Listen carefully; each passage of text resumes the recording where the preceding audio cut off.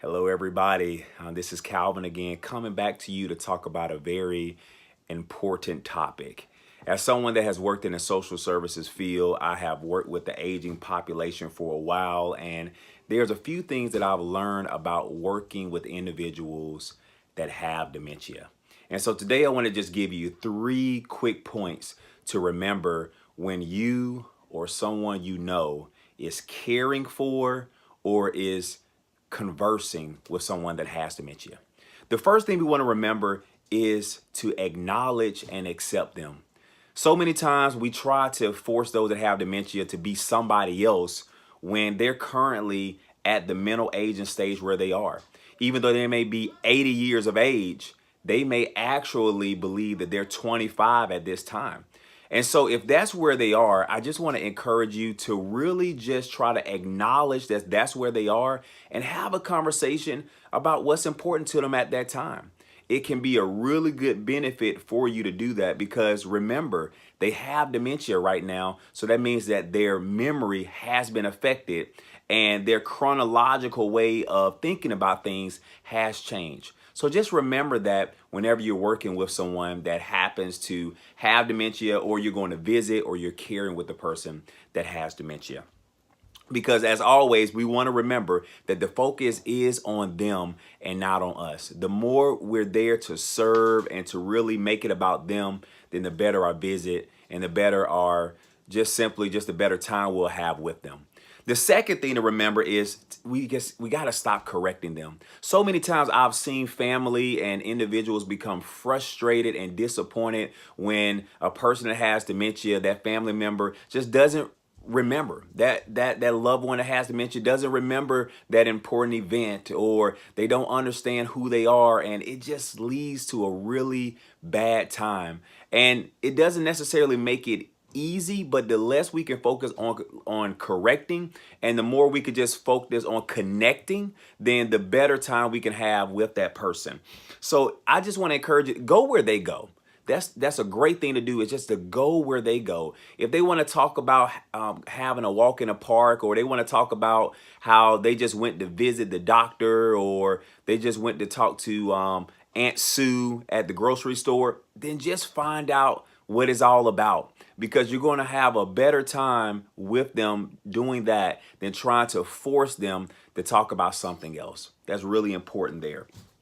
And this is a really good key thing to remember whenever we're trying to stop correcting them. Give them plenty of hugs. If they accept it, give them plenty of hugs, plenty of kisses, holding their hands, verbal affirmation that they're important, telling them that you love them. Just let them know that they're important, because a lot of times they will remember that. If they don't remember you right then, if they don't remember certain events right then and there, they remember those hugs, and it really can mean a lot to them. All right. So that's the second thing, just to stop correcting. And the third thing is just to keep coming back. Your consistency will make a difference. So of course it's different if they're working in if the person is in a nursing home, or if the person is maybe in a home setting, but consistency is key. Because if you're either learning from staff, if they're in a facility and you know that staff is working with them, then find out from staff what works for them. What do they tend to enjoy? Because that's what you can talk about. There's things that maybe you can bring in that will help you to have a great time just visiting them and just caring for them, and letting them know that you're concerned about them. If it's in a home setting, then just remember to show those pictures and videos and different items that might spark conversations that you both can enjoy.